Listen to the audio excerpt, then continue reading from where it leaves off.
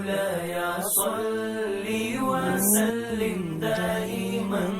أبدا على حبيبك خير الخلق كلهم. الحمد لله وحده والصلاة والسلام على من لا نبي بعده. أما بعد فأعوذ بالله من الشيطان الرجيم. بسم الله الرحمن الرحيم. وداعيا إلى الله بإذنه وسراجا منيرا. وقال الله تبارك وتعالى قل هذه سبيلي أدعو إلى الله على بصيرة أنا ومن اتبعني. صدق اللہ العظیم. بحمد اللہ تعالی ہمارا پیارا نبی صلی اللہ علیہ وسلم کی سیرت طیبہ کا سلسلہ چل رہا ہے، جس کے اندر ہم آپ صلی اللہ علیہ وسلم کی 40 سالہ سیرت طیبہ کا جو سلسلہ ہے وہ مکمل کر چکے. آپ صلی اللہ علیہ وسلم کی عمر مبارکہ جب 40 سال کی ہوتی ہے تو آپ خلوت کے شوقین ہو جاتے ہیں. اللہ کی عبادت کا ذوق آپ کا پہلے سے کہیں زیادہ بڑھ جاتا ہے.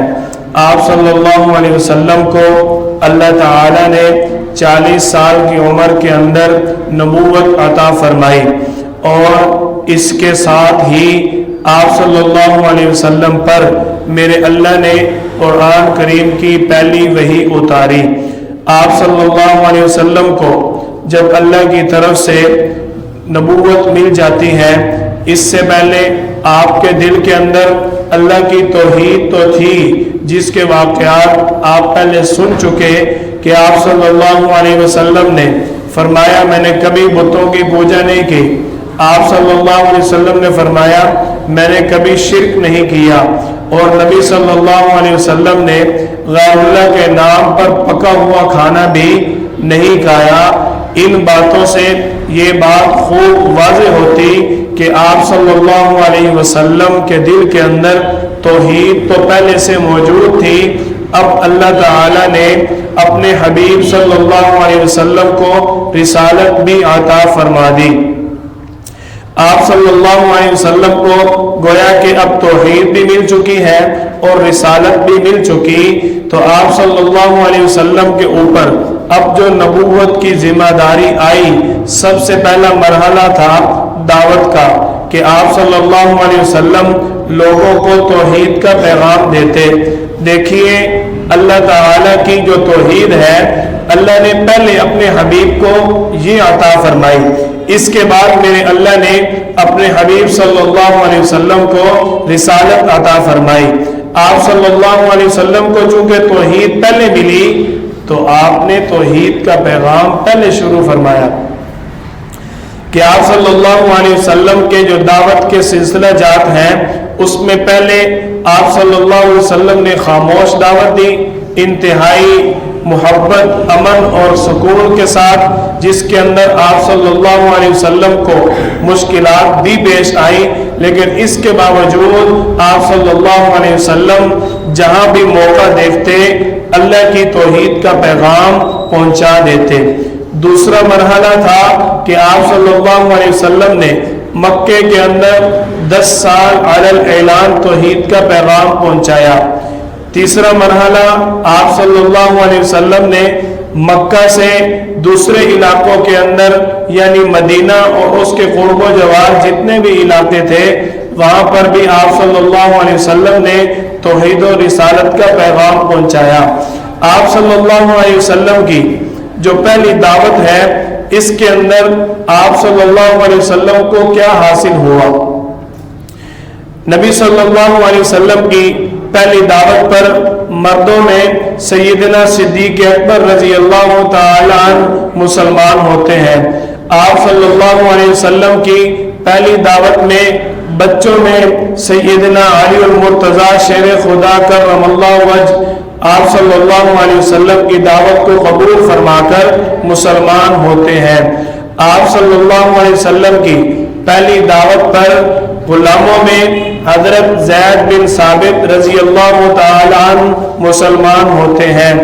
آپ صلی اللہ علیہ وسلم کی پہلی دعوت پر عورتوں میں سیدہ خدیجہ رضی اللہ تعالی عنہا جو آپ صلی اللہ علیہ وسلم کی زوجہ محترمہ ہے اور آپ صلی اللہ علیہ وسلم کی محبت کا مرکز ہے، سب سے پہلے عورتوں میں اسلام کو قبول کرتی ہیں۔ آپ صلی اللہ علیہ وسلم کی دعوت کا یہ سلسلہ چلتا رہتا ہے جس کے اندر ابتدا میں اسلام کو قبول کرنے والوں کو میرے اللہ نے انتہائی خوبصورت الفاظ کے ساتھ یاد فرمایا، والسابقون الاولون کے الفاظ میرے اللہ نے فرمائے کہ جو پہلوں میں بھی سبقت اختیار کرنے والے، یعنی جنہوں نے ابتدا سے ہی آپ صلی اللہ علیہ وسلم کی دعوت کو قبول کیا۔ مردوں میں سیدنا صدیق اکبر رضی اللہ تعالی عنہ مردوں میں سیدنا صدیق اکبر رضی اللہ تعالی عنہ آپ صلی اللہ علیہ وسلم کی دعوت کو قبول کرتے ہیں، جس کے بارے میں آپ صلی اللہ علیہ وسلم نے فرمایا کہ میں نے جس کو بھی اللہ کی توحید کا پیغام دیا، جس کو بھی میں نے اسلام کی دعوت دی، ان میں ایک واحد سیدنا صدیق اکبر رضی اللہ تعالیٰ عنہ وہ شخصیت ہیں جنہوں نے بغیر دلیل، بغیر کسی جھجک کے میری آواز پر لبیک کہا، بغیر کسی تأمل کے آپ صلی اللہ علیہ وسلم کی دعوت کو قبول کیا۔ یہ سیدنا صدیق اکبر رضی اللہ تعالیٰ عنہ کی خصوصیت ہے۔ آپ صلی اللہ علیہ وسلم کی پہلی ہی بات کی تصدیق کرنے پر اللہ تعالیٰ نے سیدنا صدیق اکبر رضی اللہ تعالیٰ عنہ ادھر تصدیق کرتے ہیں، میرا اللہ ادھر صدیق اکبر رضی اللہ تعالیٰ عنہ کو صدیق والی شان عطا فرما دیتے ہیں۔ وہ شان کس طرح عطا فرمائی کہ جب آپ صلی اللہ علیہ وسلم کی بات کی تصدیق کی جا رہی ہے تو اس سے بڑا سچ کائنات کے اندر اور نہیں تھا، تو جب سیدنا صدیق اکبر رضی اللہ تعالیٰ عنہ سب سے بڑے سچے کی سب سے بڑی سچی بات کو تسلیم کر رہے ہیں اور سب سے بڑے سچ کا اقرار کر رہے ہیں، تو پھر میرے اللہ نے ابو بکر کو صدیق والا لقب نہیں عطا کرنا تھا تو اور کیا عطا کرنا تھا؟ سیدنا صدیق اکبر رضی اللہ تعالیٰ عنہ آپ صلی اللہ علیہ وسلم کے ساتھ کتنی محبت فرماتے ہیں، کتنا آپ صلی اللہ علیہ وسلم کا ساتھ دیتے ہیں کہ سب سے بڑا فرمان آپ صلی اللہ علیہ وسلم نے فرمایا کہ میں نے جتنے بھی لوگوں کے ساتھ معاملات اختیار کیے سب کا میں نے احسان چکا دیا، ہر ایک کا بدلہ میں نے دے دیا، لیکن ابو بکر ابن قحافہ وہ شخصیت ہے جس کے احسانات کا بدلہ میں نہیں دے سکتا، بلکہ اللہ تعالی ہی قیامت کے دن اس کے احسانات کا بدلہ اس کو عطا فرمائیں گے۔ یہ آپ صلی اللہ علیہ وسلم کو جب نبوت ملتی ہے اور آپ صلی اللہ علیہ وسلم دعوت دیتے ہیں، اس دعوت کے سلسلے میں آپ کو جو اللہ تعالیٰ نے آپ کی محنت کے بدلے میں پھل عطا فرمایا، اس پھل کا حصہ بننے والے حضرت طلحہ رضی اللہ تعالیٰ عنہ بھی تھے۔ ادھر آپ صلی اللہ علیہ وسلم کی دعوت کا سلسلہ چل رہا ہے اور حضرت طلحہ رضی اللہ تعالیٰ عنہ تجارت کے لیے شام کے علاقے میں گئے ہوئے ہیں۔ اس تجارت والی منڈی کے اندر ایک راہب آتا ہے اور وہاں آ کر اعلان کرتا ہے کہ لوگوں، جو عبداللہ کا بیٹا محمد آخری نبی آنے والا تھا، جو آخر الانبیاء تھا، وہ آ چکا ہے، اس کا ساتھ دو۔ جب حضرت طلحہ رضی اللہ تعالیٰ عنہ منڈی کے اندر یہ آواز سنتے ہیں تو فوراً اس کو جواب دیتے ہیں کہ مکے کا تو میں ہوں، وہاں کے بارے میں نے تو کچھ نہیں سنا۔ تو وہ راہب کہتا ہے اب جب آپ جائیں گے تو آپ کو سارا قصہ، ساری بات معلوم ہو جائے گی۔ حضرت طلحہ رضی اللہ تعالیٰ عنہ فوراً واپسی کرتے ہیں اور مکے میں آ کر اپنے متعلقین سے سب سے پہلے یہ سوال کرتے ہیں کہ ہمارے مکے کے اندر کوئی نئی بات ہوئی ہو، کوئی نئی واقعہ ہوا ہو تو وہ مجھے بتاؤ۔ تو فوراً آپ رضی اللہ تعالیٰ عنہ کو یہی پیغام ملتا ہے کہ جو اللہ کے آخری نبی تھے، جن کے بارے میں عیسیٰ بن مریم عیسیٰ علیہ السلام نے پیشین گوئی فرمائی تھی، جن کے بارے میں تورات کے اندر ذکر تھا، جن کے بارے میں انجیل اور زبور کے اندر ذکر تھا کہ وہ اللہ کے آخری رسول دنیا کے اندر تشریف لائیں گے، وہ آ چکے۔ حضرت طلحہ رضی اللہ تعالیٰ عنہ یہ ماجرا اور یہ قصہ جب سنتے ہیں تو سیدنا صدیق اکبر رضی اللہ تعالیٰ عنہ سے ان کی ملاقات ہوتی ہے، تو اسی ملاقات میں سیدنا صدیق اکبر رضی اللہ تعالیٰ عنہ آپ رضی اللہ تعالیٰ عنہ کو دعوت دیتے ہیں، اور آپ فوراً یہ کلمات اپنی زبان سے اللہ کے حکم سے فوراً نکالتے ہیں کہ اشہد انک رسول، اشہد ان محمد رسول اللہ، کہ میں اس بات کی گواہی دیتا ہوں کہ محمد اللہ کے رسول ہیں۔ یہ تھا حضرت طلحہ رضی اللہ تعالیٰ عنہ کا واقعہ۔ آپ صلی اللہ علیہ وسلم کی ابتدائی دعوت اسلام کی جو محنت ہے اس کا پھل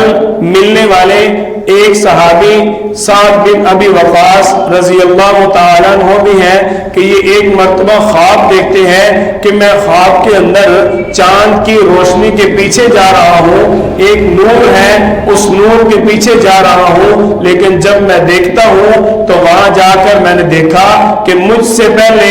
ابو بکر اور علی اور طلحہ سبقت لے چکے، عثمان بن عفان، یہ سب لوگ مجھ سے پہلے اس نور کے اندر، نور کے پاس پہنچ چکے۔ حضرت طلحہ رضی اللہ تعالیٰ عنہ اپنا یہ خواب حضرت سعد بن ابی وقاص رضی اللہ تعالیٰ عنہ اپنا یہ خواب سیدنا صدیق اکبر رضی اللہ تعالیٰ عنہ کو بیان کرتے ہیں، تو آپ رضی اللہ تعالیٰ عنہ نے ان کو جواب میں فرمایا اللہ کی طرف سے آپ کے لیے اچھا فیصلہ ہو چکا، جو اگر آپ اختیار کریں تو آپ فوراً اللہ پر اور اس کے رسول صلی اللہ علیہ وسلم پر ایمان لے آئیں۔ تو حضرت سعد بن ابی وقاص رضی اللہ تعالیٰ عنہ فوراً یہ کلمات اپنی زبان مبارک سے نکالتے ہیں، اشہد ان محمد رسول اللہ، کہ میں اس بات کی گواہی دیتا ہوں، اقرار کرتا ہوں، ایمان لاتا ہوں کہ محمد صلی اللہ علیہ وسلم اللہ کے رسول ہیں۔ انہی واقعات کے اندر آپ صلی اللہ علیہ وسلم کی محنت کا پھل اور ثمرہ ملنے والے حضرت خالد بن سعید رضی اللہ تعالیٰ عنہ یہ بھی خواب دیکھتے ہیں، اور اسی خواب کے اندر اللہ کی طرف سے ان کو جو علامات ظاہر ہوتی ہیں ان کا تذکرہ سیدنا صدیق اکبر رضی اللہ تعالیٰ عنہ سے کرتے ہیں۔ آپ رضی اللہ تعالیٰ عنہ ان کو اسلام کی دعوت دیتے ہیں تو یہ اسلام کو قبول کرتے ہیں۔ انہوں نے جب اسلام کو قبول کیا تو ابتدائی اسلام میں جو آپ صلی اللہ علیہ وسلم کی جماعت پر مشکلات آئیں ان میں یہ واحد صحابی ہیں کہ ان پر اول مقدم آپ صلی اللہ علیہ وسلم پر ایمان لانے کی وجہ سے ان پر تکلیف شروع ہوئی، مصیبت آ پہنچی۔ وہ کیا تھی کہ جب ان کے باپ کو پتہ چلا کہ خالد جو ہے مسلمان ہو چکا ہے، ہمارے جو بت ہیں، ہمارے جو آباء و اجداد کے معبود ہیں اور ہمارے جو باپ دادا کا دین ہے، ساری چیزوں کا انکار کر چکا ہے، تو اپنے بیٹے خالد بن سعید رضی اللہ تعالیٰ عنہ کو انتہائی سختی کے ساتھ ان کو مارتا ہے، ان پر ظلم و ستم کرتا ہے، اتنا تشدد کرتا ہے کہ آپ رضی اللہ تعالیٰ عنہ کا سر مبارک جو ہے وہ زخمی ہو جاتا ہے۔ باپ نے گھر سے نکال دیا، اور باپ نے ساتھ یہ بھی کہا کہ اگر میں تجھے گھر سے نکال رہا ہوں تو تجھے پھر بھی عزت نہیں ملے گی، میں ہر جگہ تجھے ذلیل اور رسوا کر دوں گا، لیکن جو اللہ اور اللہ کے رسول پر ایمان لاتا ہے اس کو دنیا کی ذلت کچھ محسوس نہیں ہوتی، اس کو دنیا کی باتیں کوئی اثر نہیں کرتی، جس کا واقعہ حضرت بلال رضی اللہ تعالیٰ عنہ کا آپ حضرات نے سنا ہوا ہے، کتنا مشہور واقعہ ہے کہ حضرت بلال رضی اللہ تعالیٰ عنہ کو جب امیہ بالخلف مارا کرتا تھا، ان پر ظلم کیا کرتا تھا، تو ساتھ پوچھتا تھا کہ اے بلال تجھے درد نہیں ہوتی؟ تو بلال ہائے کی آوازیں بھی نہیں دیتا، ہمارے سارے ظلم و ستم کو ہنس کر برداشت کرتا ہے، ماجرا کیا ہے؟ حضرت بلال رضی اللہ تعالیٰ عنہ اس کو جواب میں فرماتے ہیں، امیہ تیری مار واقعتاً بہت سخت ہے، تیرا ظلم و ستم کئی زیادہ ہوگا، لیکن میرے نبی صلی اللہ علیہ وسلم کی محبت کے آگے یہ سب کچھ کوئی حیثیت نہیں رکھتا۔ آپ صلی اللہ علیہ وسلم پر جو بھی ایمان لایا اس نے اپنی آخرت کو آپ صلی اللہ علیہ وسلم کے اوپر چھوڑ دیا، اس نے اپنی عزت کو اپنے نبی کے نام پر قربان کر دیا، اس نے اپنے گھر، ماں باپ، والدین، ہر چیز کو آپ صلی اللہ علیہ وسلم کی آواز پر قربان کر دیا۔ کئی روایات کے اندر آپ صلی اللہ علیہ وسلم کے بارے میں صحابہ کرام کی یہ الفاظ ملتے ہیں، فدا کا ابی و امی یا رسول اللہ، جس کا ترجمہ یہ ہے کہ یا رسول اللہ آپ پر میری ماں قربان ہو، آپ پر میرا باپ قربان ہو، آپ پر میرا خاندان قربان ہو، آپ پر کسی قسم کی کوئی تکلیف کبھی نہ آئے اور نہ ہم برداشت کر سکتے ہیں۔ صحابہ کرام نے صرف آپ صلی اللہ علیہ وسلم کا ساتھ نہیں دیا بلکہ ساتھ دینے کا حق ادا کر دیا، کہ جس کے بارے میں آپ صلی اللہ علیہ وسلم خود بھی فرماتے ہیں اور میرے اللہ نے بھی صحابہ کرام کے ایمان کی گواہی دی۔ میرے اللہ نے صحابہ کرام کو آپ صلی اللہ علیہ وسلم کی اتباع، تابعداری، فرما برداری، اطاعت کرنے کی وجہ سے جو اعزاز دیا، اس سے بڑھ کر اعزاز کیا ہو سکتا ہے کہ ایک طرف میرا اللہ اپنے حبیب صلی اللہ علیہ وسلم کے بارے میں فرماتا ہے، لَقَدْ كَانَ لَكُمْ فِي رَسُولِ اللَّهِ أُسْوَةٌ حَسَنَةٌ، کہ میرا حبیب تمہارے لیے اسوہ حسنہ ہے، ایک مثال ہے، میرے نبی کے نقش قدم پر چلو، اگر میرے نبی کے نقش قدم پر چلو گے تو پھر تم کامیاب ہو جاؤ گے۔ اور آپ صلی اللہ علیہ وسلم پر نقش قدم چلنے والی جماعت کے بارے میں بھی میرے اللہ نے یہ اعلان فرما دیا، صرف اور صرف آپ صلی اللہ علیہ وسلم کی نسبت تھی، صحابہ کرام کا آپ پر یقین تھا، جس کی وجہ سے میرے اللہ نے صحابہ کو یہ اعزاز عطا فرمایا۔ فَإِنْ آمَنُوا بِمِثْلِ مَا آمَنْتُمْ بِهِ فَقَدِ اهْتَدَوْا، جہاں میرے اللہ آپ صلی اللہ علیہ وسلم کو ہمارے لیے مثال کے طور پر پیش فرما رہا ہے، وہی آپ صلی اللہ علیہ وسلم کی اتباع کرنے والوں کے بارے میں بھی میرے اللہ نے بِمِثْلِ مَا آمَنْتُمْ کے الفاظ فرمائے کہ ان جیسا ایمان لاؤ پھر بھی تم ہدایت پر ہو۔ یہ صحابہ کرام کی اتباع کا میرے اللہ نے ایک نقشہ اور نمونہ ہمارے سامنے پیش فرمایا۔ آپ صلی اللہ علیہ وسلم کو آپ کی اس محنت کی بدولت ملنے والے صحابی حضرت خالد بن سعید، ان کا باپ ان کو کیا کہتا ہے کہ میں تجھے ذلیل کر دوں گا، رسوا کر دوں گا، اور حقیقت کیا ہے؟ وَلِلَّهِ الْعِزَّةُ وَلِرَسُولِهِ وَلِلْمُؤْمِنِينَ وَلَكِنَّ الْمُنَافِقِينَ لَا يَفْقَهُونَ۔ اللہ تعالیٰ آپ صلی اللہ علیہ وسلم اور اپنے بارے میں کیا اعلان فرما رہے ہیں کہ عزت جتنی بھی ہے وہ ساری کی ساری اللہ اور اس کے رسول کے لیے ہے، اور یہ باتیں ایمان والوں کے لیے ہیں۔ جو منافقین ہیں وہ ان باتوں کو سمجھتے نہیں ہیں۔ یہ اہل ایمان کے لیے دولت ہے کہ ان کو دنیا اور آخرت کی عزت مل جائے گی اگر اللہ اور اس کے رسول پر اپنی ہر ضرورت کو قربان کر دیں گے۔ اور میرا اور آپ سب کا ایمان یہی ہونا چاہیے کہ میرے اللہ نے دنیا اور آخرت کی تمام کامیابیاں اپنے حبیب صلی اللہ علیہ وسلم کی اتباع میں رکھی ہیں، اپنے حبیب صلی اللہ علیہ وسلم کی اطاعت میں رکھی ہیں،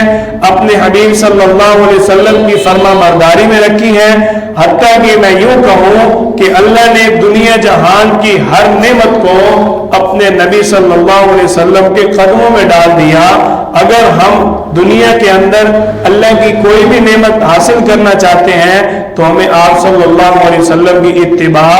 کرنی پڑے گی۔ آج ہم صحابہ ایسے نہیں کرتے، بلکہ صحابہ کرام نے اپنی جانوں کے نذرانے پیش کیے۔ آپ صلی اللہ علیہ وسلم کے پیچھے انہوں نے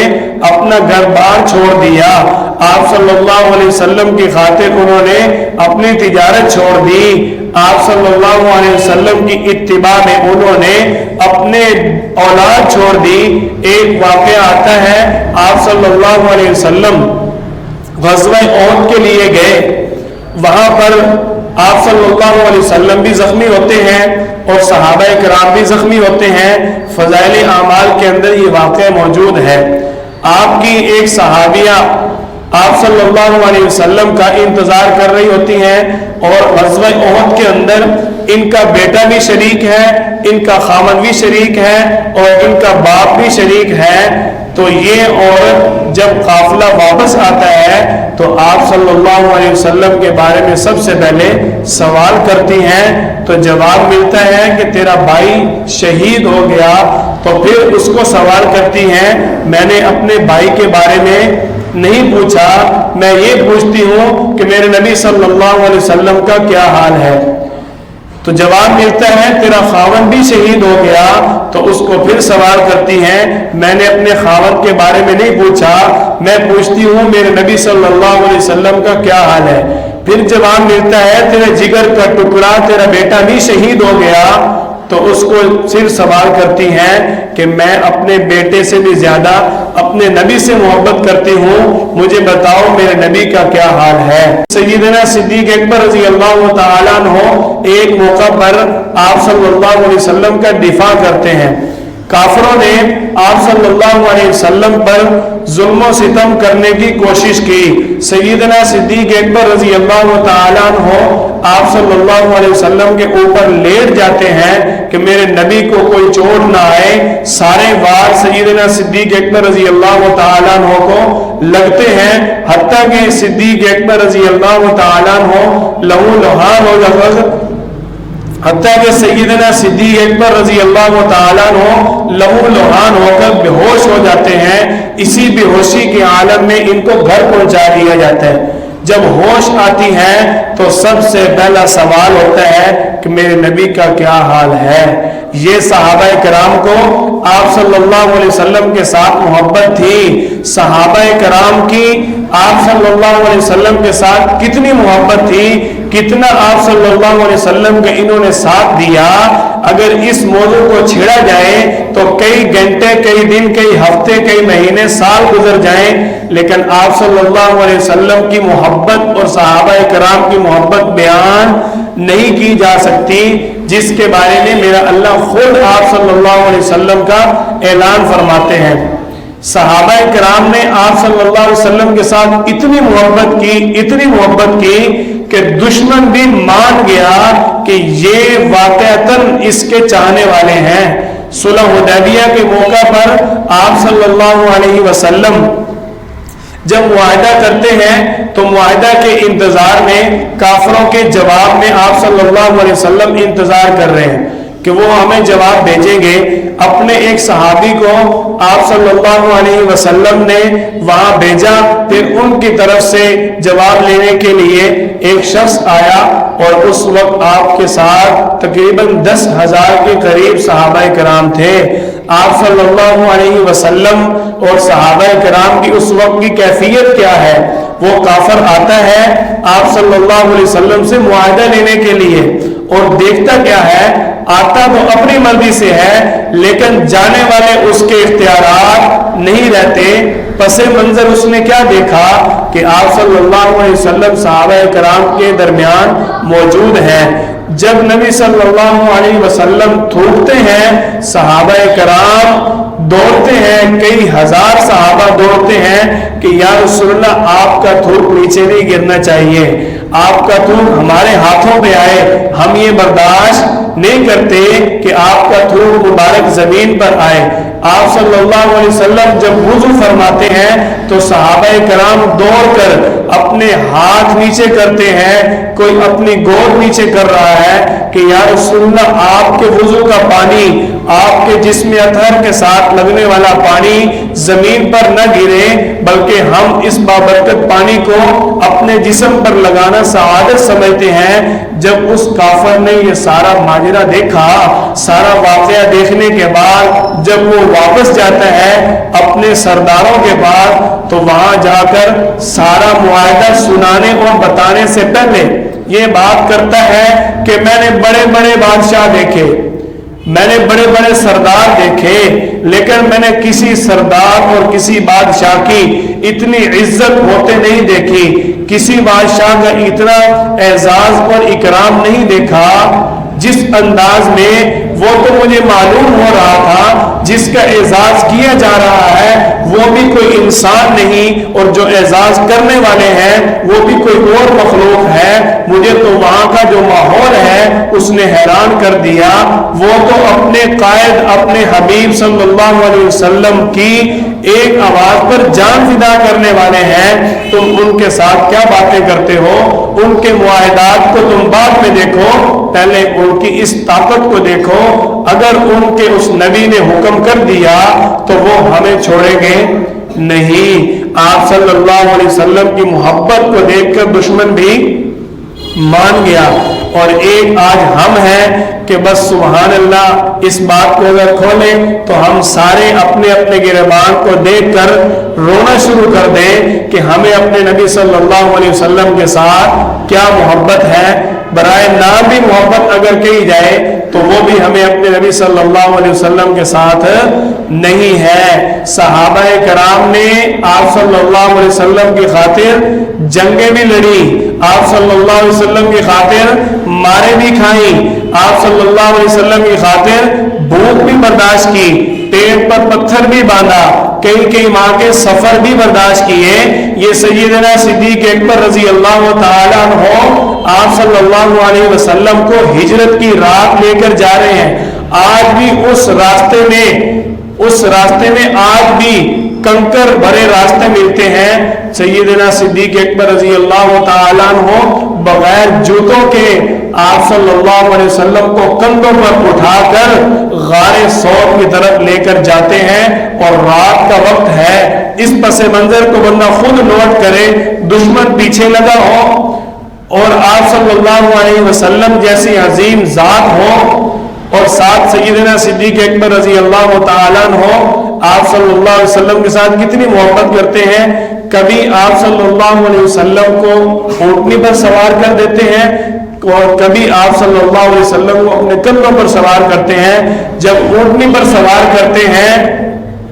تو ابوبکر صدیق رضی اللہ تعالیٰ عنہ کبھی دوڑ کر آگے ہوتے ہیں، کبھی دوڑ کر پیچھے جاتے ہیں، کبھی دوڑ کر دائیں کبھی بائیں۔ آپ صلی اللہ علیہ وسلم نے پوچھا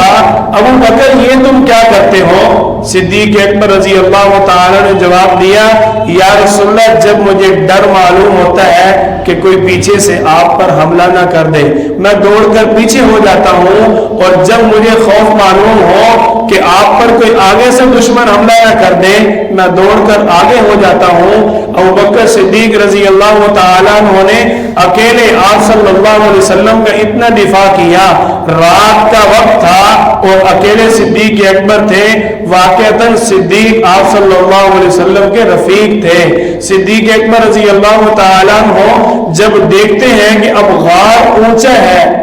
پہاڑ کے کنارے آپ سب نے دیکھے ہوئے ہیں کہ پہاڑ کے کناروں پر کیسا راستہ ہوتا ہے، چھوٹے چھوٹے کنکر ہوتے ہیں کہ نہیں۔ صدیق اکبر رضی اللہ تعالیٰ عنہ اونٹنی کو کھڑا کر دیتے ہیں اور آپ صلی اللہ علیہ وسلم کو اپنے کندھوں پر اٹھا کر اس غار ثور کے دروازے تک لے کر جاتے ہیں۔ آج ہم تھوڑا سا کوئی چیز اٹھا لیں تو صحیح صاف ستھرے ہموار راستے پر ہمارے ساتھ جوتی کے ساتھ چلنا دشوار ہو جائے گا۔ یہ آپ صلی اللہ علیہ وسلم کے صحابہ ہیں جنہوں نے صرف آپ صلی اللہ علیہ وسلم کی بات مانی نہیں بلکہ مان کر حق ادا کر دیا، ساتھ اپنی جان بھی لگا دی، اپنا مال بھی لگا دیا۔ یہی تو ہے جن کے بارے میں میرے اللہ نے فرمایا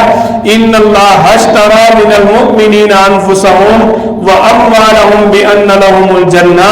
بے شک جنہوں نے اللہ کو خرید لیا، اللہ کی رضا کو خرید لیا، اپنے مال اور اپنے جان لگا کر اللہ کی رضا کو جب انہوں نے خریدا، بِأَنَّ لَهُمُ الْجَنَّةُ، تو ان کے لیے اللہ تعالیٰ نے جنت بنائی ہے۔ یہ آپ صلی اللہ علیہ وسلم کے صحابہ کرام کی بات درمیان میں آ گئی تو آپ حضرات کے گوشت گزار کر دی۔ آج کے سبق کے حوالے سے آپ صلی اللہ علیہ وسلم کو جب اللہ تعالیٰ نے نبوت عطا فرمائی تو اس کے بعد سب سے پہلا مرحلہ دعوت کا تھا، اور دوسرا جو سب سے پہلا مرحلہ تھا وہ آپ صلی اللہ علیہ وسلم کی عبادت کا تھا۔ حضرت جبریل علیہ السلام اللہ کی طرف سے آتے ہیں اور آپ صلی اللہ علیہ وسلم کے سامنے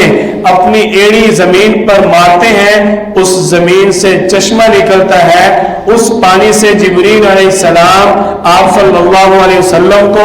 وضو کر کے دکھاتے ہیں۔ آپ صلی اللہ علیہ وسلم جبریل علیہ السلام سے وضو سیکھتے ہیں اور پھر آپ صلی اللہ علیہ وسلم خود وضو فرماتے ہیں۔ وضو فرمانے کے بعد جبریل علیہ السلام آپ صلی اللہ علیہ وسلم کو نماز پڑھ کر دکھاتے ہیں، پھر آپ صلی اللہ علیہ وسلم جبریل علیہ السلام کی طرح نماز پڑھتے ہیں۔ ابن عباس رضی اللہ تعالیٰ عنہ سے مروی ہے،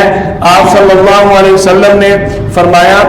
حضرت اسامہ بن زید رضی اللہ تعالیٰ عنہ سے مروی ہے، آپ صلی اللہ علیہ وسلم نے فرمایا کہ مجھے نبوت ملنے کے بعد جبریل علیہ السلام نے میرے پاس آ کر سب سے پہلے مجھے وضو اور نماز کی تعلیم دی۔ ابن عباس رضی اللہ تعالیٰ عنہ سے مروی ہے کہ آپ صلی اللہ علیہ وسلم پر سب سے پہلا فرض نماز کا حکم دیا گیا۔ آپ صلی اللہ علیہ وسلم کے بارے میں نماز کی بات سمجھ لیں، یہ ساتھی نے سوال بھی کل یہی کیا تھا تو ان کا سوال بھی یہی تھا اور قدرتی ہمارے سبق میں یہ بات آ گئی۔ آپ صلی اللہ علیہ وسلم نبوت سے قبل نماز والی عبادت کیا کرتے تھے۔ بعض رات کا کہنا یہ ہے کہ آپ صلی اللہ علیہ وسلم ملت ابراہیمی پر تھے تو اس لیے فجر اور عصر کی نماز آپ صلی اللہ علیہ وسلم پڑھتے تھے، اور نبوت ملنے کے فوراً بعد اللہ کی طرف سے آپ کو فجر اور عصر کی نماز کا حکم دے دیا گیا، جو کہ فجر کی بھی 2 رکعت تھی اور عصر کی بھی 2 ہی رکعت تھی۔ یہ بعد میں معراج کے موقع پر اللہ تعالیٰ نے جو آپ پر 5 نمازیں فرض کی، ان کی صورت یہ ترتیب ہے جو آج تک چلی آ رہی۔ آپ صلی اللہ علیہ وسلم کو معراج کے موقع پر 5 نمازیں دی گئی، اور یہ جو 2 نمازیں ہیں ان کے بارے میں میرے اللہ نے قرآن کریم کے اندر اعلان بھی فرمایا، وَسَبِّحْ بِحَمْدِ رَبِّكَ قَبْلَ طُلُوعِ الشَّمْسِ وَقَبْلَ غُرُوبِهَا۔ آپ صلی اللہ علیہ وسلم کو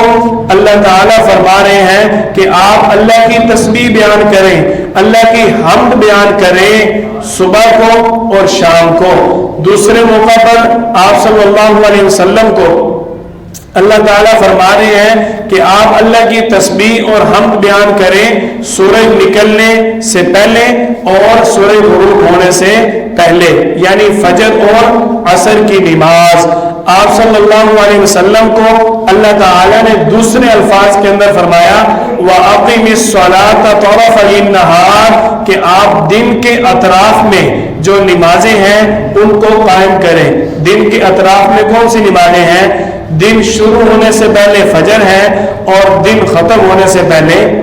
عصر ہے، اس لیے اللہ تعالیٰ نے آپ کو ان الفاظ کے ساتھ بھی نماز کا حکم فرمایا۔ آپ صلی اللہ علیہ وسلم ابتدا کے اندر نماز کیسے پڑھتے تھے وہی طریقہ تھا جو آج تک چلتا آ رہا ہے۔ بعض حضرات یہ کہتے ہیں کہ ابتدا میں آپ صلی اللہ علیہ وسلم کو اللہ تعالیٰ نے تہجد کی نماز کا حکم فرمایا، جو کہ آپ صلی اللہ علیہ وسلم پر ہمیشہ فرض رہی۔ اب دیکھو آپ صلی اللہ علیہ وسلم جب معراج پر گئے، میں نے بھائی کو کل بھی بتایا بطور دلیل کے،